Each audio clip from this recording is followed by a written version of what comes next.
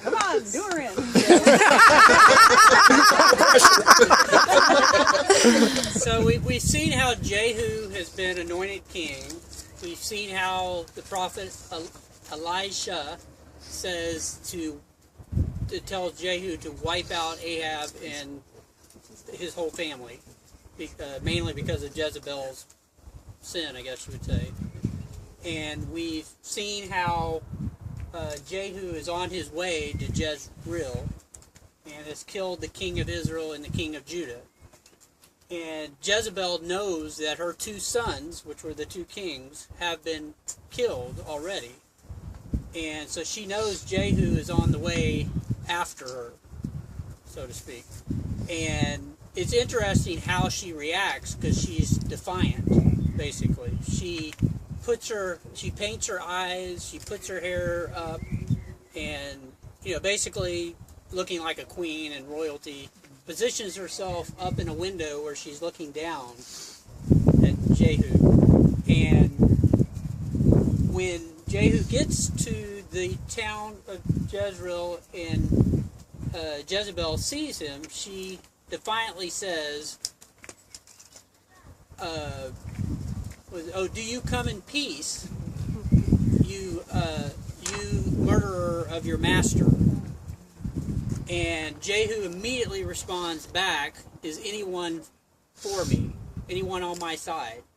And 2 or 3 of her bodyguards appear, and immediately Jehu says to throw her down to the ground. And they do, and her blood splatters on the wall. And just for good measure, Jehu runs over her a few times with a chariot. That's for good measure. Get an analogy. And then right after that, Jehu goes in and eats and drinks. And then it comes across his mind that Jezebel is actually a queen and royalty, so he tells his men to go out and bury her. And when they go out, all they find is her skull, her hands, and her feet.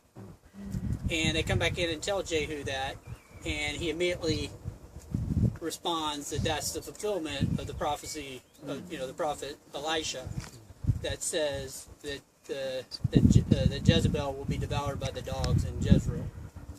And part 2 of this story is that Ahab had 70 sons in Samaria.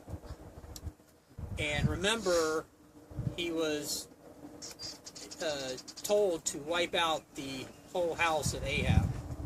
And so he writes letters to anybody basically related to these 70 sons. I mean, the officials, the elders, the guardians, and says, appoint one of these 70 sons as king and prepare for battle. And when the officials get this letter, they immediately look at it and they are terrified, because they realize that the 2 kings of Israel and Judah were not able to, withstand the judgment of God via Jehu, and so they were terrified, and they wrote back and said, "We're not going to appoint a king, but we are your servants, and we will do whatever you want." And so immediately Jehu writes back and says, if that's true, give me the 70 heads of the sons of Ahab and send them by tomorrow in baskets. And so the next day, the heads come. That sounds like a basket case. So, and after that, Jehu made sure that there was no relatives alive that were related to Ahab, and Israel was at peace for 40 years, I believe, after that.